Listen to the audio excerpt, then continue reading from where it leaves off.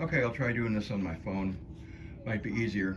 I went out filming today and really, really windy out. And the last 3 coins that I had to meet the goal, uh, the wind was so bad it sounded like I was in hell. It was just absolutely unbelievable.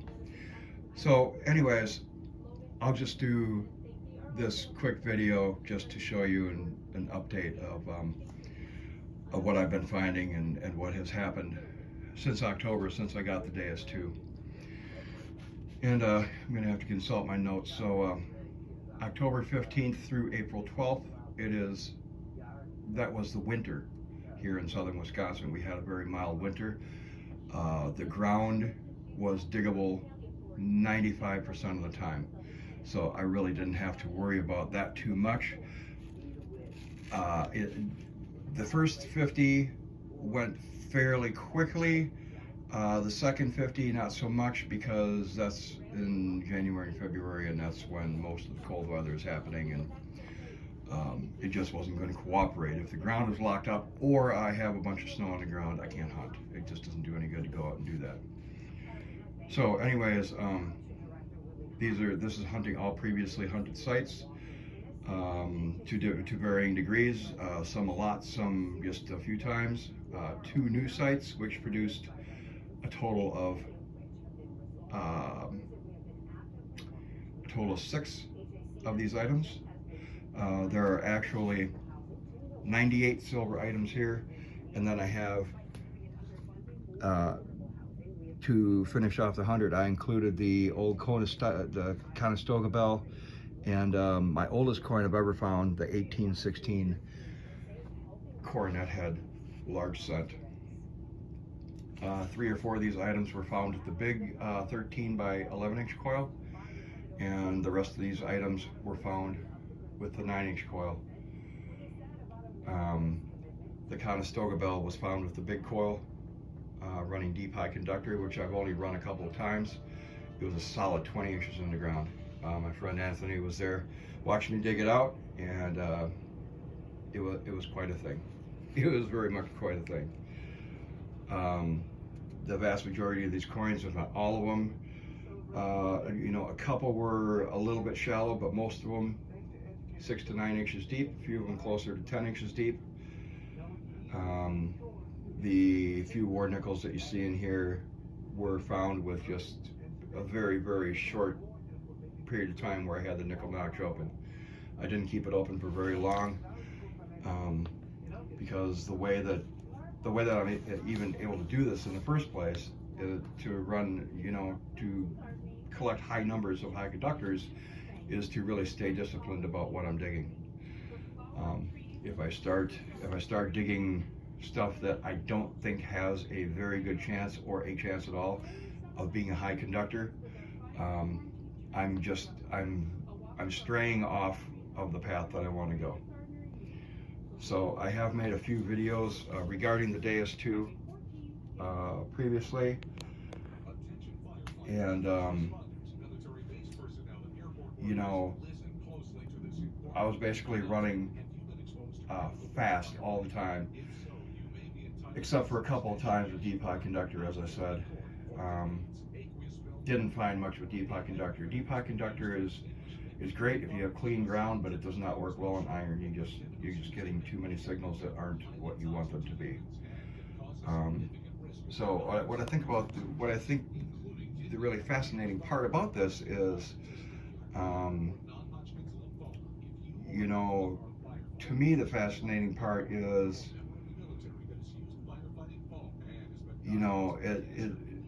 first of all, that these are still all in the ground, in a lot of places, but just how quickly this machine was finding them, how well it alerts you to a signal is really, really, really paramount. I used pitch PWM the whole time that I was running in the fast, Dwayne's Silver Slayer program. The only variance that I did off of that was I adjusted the I usually ran without the iron audio on, the iron volume at 0. Usually ran somewhere in the, notched down to 85. And the reason for that is some of these really, really tarnished barbers, see this? See that really, really tarnished barber dime there? And a couple of, there's another pretty tarnished one there. A couple coins over here. They're really a couple of mercs that are really, really tarnished. I don't even know what this one is. Oh, that's another barber. Those were reading a real consistent 86, 87. So once I found that out, then I was like, well, I better lower it down a little bit. Instead of 87, took it down to 85. A lot of the time I was hunting with it notched from 7 to 80. And that's depending on the site, If I had a site with a lot of zinc pennies and not much of a promise, well, I didn't really do that. So the other thing that I just want to show you real quick here is this big pile here. There's about 250 wheat pennies there, and I actually have a few more that are in the tumbler right now. So it's probably going to run in the neighborhood of 260, 280 wheat pennies, along with all these other high conductors. Each one of those wheat pennies at any time could have been a silver dime. So, obviously these results aren't going to be had by everybody. Like I said, I'm a very, very avid hunter, and I wanted to put an hour amount, okay, even though it's 6 months, according to my notes here, 160 hours, give or take. It could be 150, it could be 170, but the best as I have kept track is 160 hours to pull these coins, and that's not even counting any of the clad. I probably have a quart of clad to go along with that, purposely trying not to dig clad. So, just fascinating that it can do this.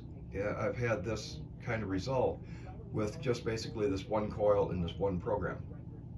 There's so much more to this machine. There's so many other things that you can do with it. How well they'll work for doing this, I don't really have any idea. I haven't even tried it yet. But for how well this works, doing this, and this is what I normally hunt. But things are going to change. Things are going to change after today. Today I met the goal. I got up to 98, and then I counted the bell and the large cent as 99 and 100. But I found two barber dimes and a stander over in Platteville, which is where Johnny Phoenix lives. I thought Johnny was supposed to clean that out. What happened? Just kidding you there, JP. Hopefully we can get together here pretty soon. But just fascinating that it can do it with this, just that coil and just that program. Machine is not hard to learn. It's really not hard to learn, as long as you just don't overthink it. You can't think it's a DFX. You cannot think it's an AT Pro. You cannot go into it thinking it's an F75. You can't even think that it's a Deus 1. You can't think it's an ORX or a CTX or an MXT or any of that. It's a Deus 2. And you absolutely have to have your mind open to that and accept that it's doing what it's doing, and I don't really give a shit how it's doing it. Quite frankly, I just don't care. All I'm seeing is the result, okay? I've seen the results of a lot of other people's testing, and there are 2 or 3 main testers regarding this machine. Everybody knows who they are. I've watched a lot of their material and gained a lot of information from their material, and put it to good use, obviously. So, but things are going to change. I'm going to start hunting downscale some. I'm going to hunt a few different sites. No, I'm not going to pull a pay streak on y'all. That ain't going to happen. I'm not going to do that. But I am just going to let off the throttle some and not look for numbers. I'm just going to go out and enjoy myself and let the machine do what it does, try some different things, and just have fun with it. Now that I have proven, and I don't know if anybody else has done this in this amount of time, given the amount of time, okay, if you clock the hours, in 160 hours, specifically hunting your previously hunted sites. Of course, that's not really objective because you can't really say that somebody else's sites are going to be comparable to mine, but or the way that I've hunted them in the past and what they have left compared to what they have. But I haven't seen anybody else do this besides, like, you know, Rattlehead got going on a good streak, and then he took a left turn at Albuquerque and got onto the Manticore. So I don't know what's up with that guy. Dwayne's actually the guy that got me convinced that this machine was going to do what it was going to do, and you can obviously see that he was not wrong. So this is not a sales pitch for the Deus2. It's not a sales pitch for XP. None of that. I do have basically two machines. I've got the WS6 puck and Steve's chassis. I've got two coils. I've got the MI6 pinpointer. I've got WS6 backphones and the WSA 2XL headphones. I have a whole bunch of XP stuff now that I never thought or dreamed of 6-7 months ago. I would have never even dreamed of it. But that's where it's gone. And all the stuff is top rate, it's top notch. I like it very much. But again, this doesn't have anything to do with people who are using some other machine. You're using the Manticore and getting along well with it and finding things, that's fantastic. You're using your old Explorer. I just hunted with my buddy Chris a couple days ago. And he was using the old XS. He just loves that machine. Has had really good success with it. It just wound up that I happened to stumble across a few more things that day than he did, but his machine would have seen those. You know, we were hunting a new place. But, you know, some people love using the older stuff, some people love using other newer stuff. You don't have to have a Deus2 to be, you know, you put yourself on the right site. The Deus2 will definitely help extract stuff that is compromised, on edge, in iron, which basically all of my sites are like that to some degree. There's nails in the ground. It's a given. I don't care where you are. There's going to be nails in the ground. And being as we're going off after the targets that are left these days, well, unless you stumble across one that just nobody has ever swung across, you know, you're going to want something that is good at picking those targets out. And this one really does a nice job of all that. Not to mention it's crazy light. It's got all that going for it. And you know, most of this stuff was found in reactivity of 1. Okay, I haven't even bothered to speed the thing up yet. So yeah, I just wanted to take a minute and show you guys this. You know, it's astonishing. It really is. It's an astonishing thing. If somebody wants to trade that 11x13 I've got for their stock 11-inch coil, I would entertain that trade straight up. The 13x11 is a little big.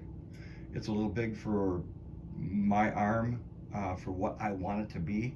Of course I can swing it, but it's just, I feel it's just a little bit too big for my uses. So if anybody wants to leave me a comment and tell me where they're at and what they want to do, and if they want to do a trade, if they tell me I'm nuts, then that's the way it is. I got a comment on one of my other videos. A guy said I was drinking. I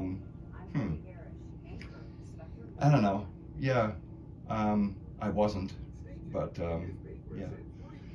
So anyways, I just can't stop looking at this. This is just very nice to look at.